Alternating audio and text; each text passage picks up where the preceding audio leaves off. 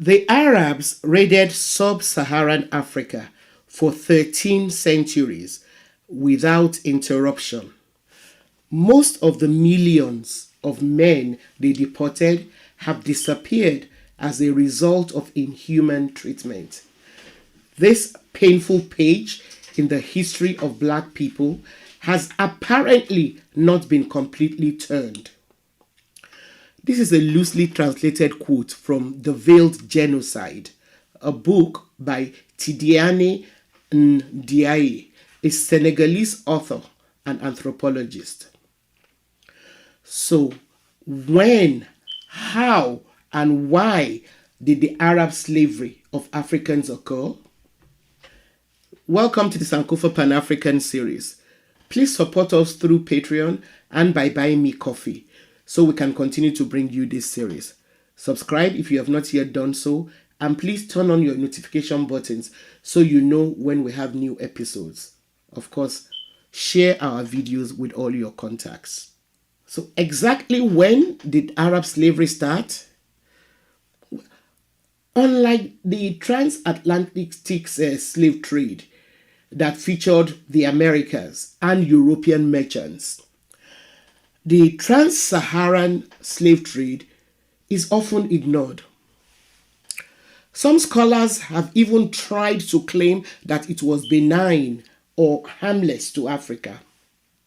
However, the Arab Muslim slave trade, also known as the trans-Saharan trade or Eastern slave trade, lasted longer than the transatlantic slave trade. It operated for more than 1,300 years, taking millions of Africans away from the continent to work in foreign lands under the most inhumane conditions. Unfortunately, because it has not been as closely studied as the transatlantic slave trade, the exact number of people captured from Africa in the trans-Saharan slave trade is yet to be fully ascertained. It is currently estimated at about 9 million. 9 million souls.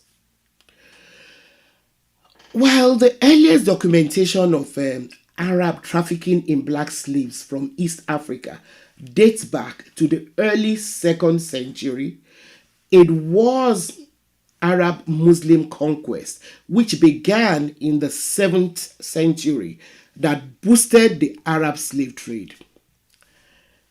We need to start by trying to understand the ascendance of the Arabs in world history. Arabs first became prominent in world history with the emergence of the Prophet Muhammad as the spiritual organizer of the Arab community. By founding the religion, Muhammad forged various groups of Arabs into one people.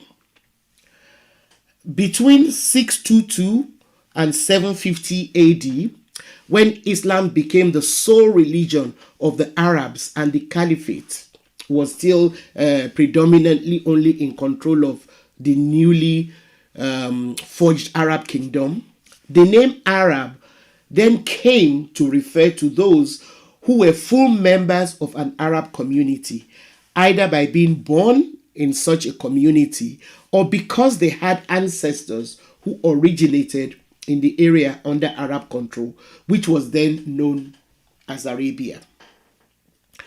Arabia did not initially include Persia, Syria, and Copts and others who were only later brought under Arab rule through Islamic conquests. According to one of the foremost African historians, Dr. John Henry Clark, Yemen, which had been conquered by Abyssinia, you will recall from our previous episode on Ethiopia that Abyssinia is a historical name for it. Please make time to watch our episodes on Ethiopia if you haven't done so. So Yemen remained an Abyssinian colony until 574 CE, But by the 7th century, the Arabs invaded and conquered Egypt and subsequently other parts of Africa. Following such conquests, enterprising Arab merchants and middlemen started gathering in places like Zanzibar in search of raw materials such as cloves, ivory, gold, etc. They would then buy black slaves who they would use to carry the raw materials and also work on their plantations in their various countries abroad. John Henry Clark suggests that the Arabs were no different from other conquerors in world history because they continued to amass an empire which spread from Central Asia and India to Spain, Portugal, and the Atlantic Ocean. It is important to note that slavery existed in various forms in several world civilizations. Ancient Egypt and their neighbors Greece, Rome, and as well as great sub-Saharan African empires and kingdoms. For thousands of years, it existed for thousands of years before the advent of Islam. For example, slaves in Rome were often prisoners of war. Sometimes they were sailors captured and sold by pirates, or slaves bought outside Roman territory. When times were hard, it was not uncommon for poor Roman citizens to raise money by selling their children into slavery. Slavery was also used as a punishment for some crimes and offenses. So indentured servitude was a common practice, and battles often resulted in the enslavement of war captives. In some African communities, like among the people who evolved into the Yoruba ethnic group, people even sold themselves into slavery. In other words, a poor person might borrow money from a wealthy person and pledge himself as a slave till he had earned and paid the money owed. Crazy as this might sound to us today, pledging oneself like that to raise money was not uncommon. And although these were not necessarily institutionalized practices, people who found themselves indentured in most African society had clear-cut rights which protected them from being manhandled or ill-used by their masters. However, like the transatlantic slave trade, religion and race complicated the way slavery was practiced by Arabs and the way it was spread to other parts of the world under the caliphate. Like Christianity, Islam was developed outside Africa. Similarly, in expanding the religion through conquest to solidify the Islamic Caliphate, the religion quickly spread to several parts of the African continent. People who were determined to propagate the Islamic religion then started taking Africans as war captives during the initial spread of the caliphate, just as slaves were taken from other places in Europe like Turkey and from among the Slavs of Eastern Europe. Initially, majority of slaves in Arab societies were made to serve predominantly in domestic and military capacities. As Islam progressed, slavery of non-Muslims then transformed from a minimal feature of the Arab society into a well-organized economic activity. Arab enslavement of Africans then evolved into the oldest race-specific institutionalization of chattel enslavement of Africans. Before Arab Islamic slavery, in the 7th century. There is no evidence of an institutionalized system of slavery in the form of chattel slavery among sub-Saharan African states. I just want to emphasize that. Islam, like Christianity, facilitated the growth of slavery and the development of the slave trade on a transcontinental scale.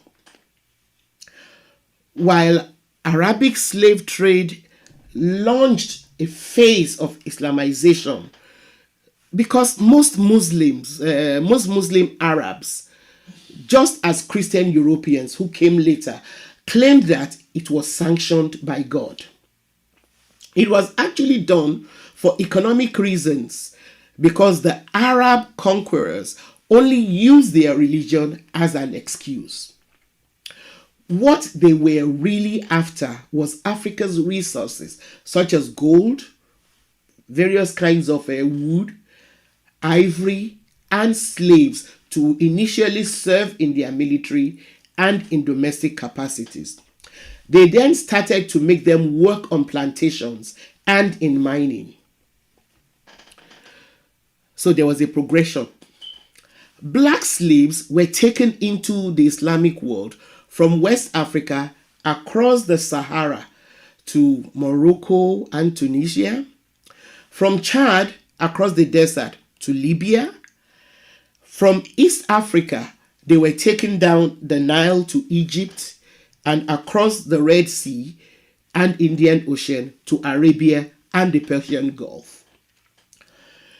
Slave dealers took the enslaved people acquired from sub-Saharan Africa to towns and markets in major Arab and Persian cities for sale in slave markets and exhibition halls called Marid. Slavery was institutionalized. It was so highly institutionalized that in major Arab cities and towns, slave dealers even organized themselves into guilds with their own sheikhs, just like other craftsmen and professionals.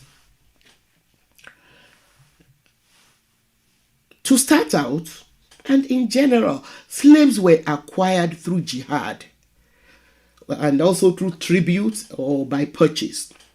By the 9th century, capture was the main source of acquiring slaves through caliphal conquests and expansion. A quick word about the jihad. As a physical act during the first centuries of Islam, jihad was generally practiced as a religious conquest that was inspired by the message of the Prophet Muhammad to propagate Islam to all the corners of the world. Another reason for the enslavement of non-believers was that it was thought that the people captured were some form of compensation for the lives of Muslim soldiers lost during battle or mostly jihads. While some scholars believe that the jihad actually refers to personal spiritual battles to bring Muslims closer to God, however, its use as a holy war for the expansion of Islam soon became the major reason for jihads. This was because one of the tenets of Islam is that Muslims who die in wars for the faith have special rewards in heaven. As such, increasingly, holy battles were carried out on non-believing populations, especially in Africa. Also, the need for slave labor kept growing, and in places like Baghdad, in present-day Iraq, slave raiding and slave trading became big business. From major cities in the Arab world, it became common practice to wage war against people who were militarily vulnerable. And usually, non-believers of Muslim faith were targeted for enslavement. In theory, Individuals who converted to Islam prior to their capture could not lawfully be enslaved. However, many slaves were acquired from sub-Saharan Africa, whether they practiced Islam or not. And in many cases, Africans who adopted the Islamic faith in hope of escaping enslavement were disappointed because many so-called devout Muslims refused to acknowledge African Muslims as true believers. They claimed that the African version of Islam fell short of accepted Arab-centric practices. Incidentally, Christians and Jews from Europe who were considered people of the book were usually spared from being enslaved if they agreed to pay taxes that were levied on them by the caliphate. Enslavement of Arabs, whether they were converted to Islam or not, was strictly prohibited. During the Abbasid dynasty, Baghdad was the central city of the empire, but the holy city of Mecca was the center of the Islamic world. As such, Mecca quickly grew into the main market for slave trading, and it remained so up till as recently as 1962, when slavery was officially abolished. Unlike in the Americas, where slaves were used to breed more slaves, procreation among Africans enslaved in the Islamic world was often not permitted. As a matter of fact, marriage between the enslaved was actually prohibited. Which is why, in spite of the millions stolen and transported to the Islamic world, the Middle as well as the Middle East for slavery, their population remained small, and there are very few descendants from enslaved Africans. As a matter of fact, male slaves were castrated so that they could not reproduce. To ensure that they never reproduced, in case they got intimate with their fellow female slaves, the men and boys were castrated and made eunuchs in a brutal, very brutal operation during which majority lost their lives. A large proportion of male slaves were thus imported as eunuchs to stop them from having offspring. The majority of enslaved African males were emasculated before transporting them to major cities in the Muslim world, and it should be noted that large percentage died as a result of castration. Most sources say over 50% of them did not survive the procedure, and some who survived the castration chose to commit suicide. Those that survived were used either to guard property or holy sites, or for agricultural work on plantations.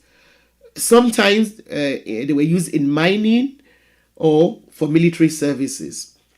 They were made to serve the army infantries of Muslim rulers.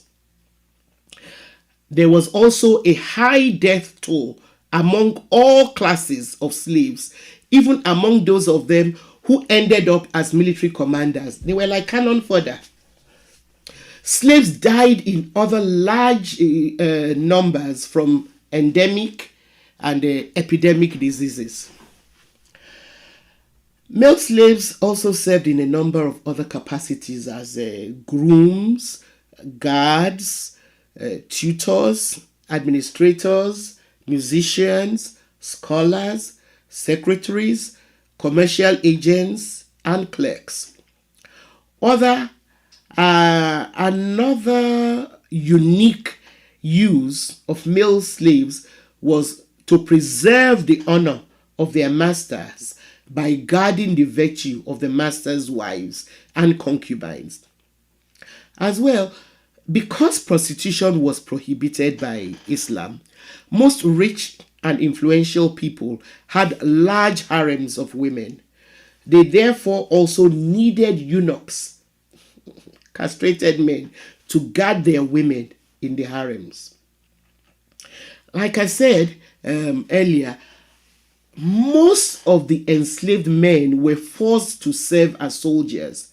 This was because the captors believed that castration made them more fearless. So remember the army of eunuchs in the popular Game of Thrones TV series? Well, they were based on real historical eunuchs. Female slaves were normally used as domestics, and the prettiest ones were placed in harems. The increase in the number and sizes of harems in the Islamic world was also directly linked to the demand for female slaves. In some instances, depending on the type of slaves demanded by buyers in the Islamic world, during slave raids, many of the men were killed if there was not a particular need for men at that time, at the time of the raid. Old men and women were routinely killed, while young women and men were captured because they stood a better chance of surviving the long treks to slave markets in order to be sold. The slave girls and women were assigned such tasks as chambermaids, cooks, seamstresses, and wet nurses. The most menial and hardest labor or tasks were usually reserved for female African slaves who were considered unattractive. Although the pre-Islamic practice of using female slaves as prostitutes was eventually forbidden by Sharia law, a slave master generally had complete sexual access to his female slaves. And one of the main reasons why Muslim men acquired concubines was for sexual purposes. So we should remain wary of scholars who try to claim that the trans-Saharan slave trade was more benevolent to Africa than the transatlantic slave trade. Both forms of slave trades were reprehensible, irrespective of the claims of the two major religions at one point or another. The main justification put forward for slavery by Islamists is not too different from the motivation that so-called Christians used. Also, Islam did not condemn slavery or the acquisition of people for enslavement as long as it occurred in places that Muslims believed to be outside the house of Islam, the Dar al-Islam. Areas outside of the Dar al-Islam were known, probably still known, as the Dar al-Kufr, the land of disbelief. Kafir, as we all know, is still used today to describe non-believers. The term kafir quickly grew to be predominantly used to describe black African people. It was the same term that was used by Europeans in the southern African area to describe black people. I believe that the word gained currency because with the advent of Islamic conquest, which was way before the European conquest of Africa, the Muslim conquerors referred to Africa as the land of Kafir. Again, just like Christian Europe, one of the excuses used by Muslims for their raids on Africa was that Africa was in darkness and Arab Muslims believed themselves to be the sole members of the civilized world who had the duty to enlighten us. Unfortunately, even as Europe one of the key players in the African slave trade, abolished the practice hundreds of years ago, and the United States officially ended it in 1865. Arab countries continued the trade, with majority of them only officially ending it in the late 20th century. Today, there are some communities of Arabs of African descent in Gulf states, such as Oman, Saudi Arabia, Kuwait, and the United Arab Emirates. There are also communities of Afro-Arabs among Palestinians, Jordanians, Iraqis, Libyans, and in Eastern Arabia. So, what is the condition of the various African communities in the Islamic world today? Please continue watching this series as we try and bring you more about them, starting with the history of the Zenj revolt. Don't miss it. We'll be premiering it soon. It is one of the longest revolts by enslaved Africans trying to gain their freedom in the Islamic world. Thanks for watching. Please support us through Patreon and by buying me coffee so we can continue to bring you this series. Subscribe if you have not yet done so, and please turn on your notification buttons so you know when we have new episodes. Of course, share our videos with all your contacts.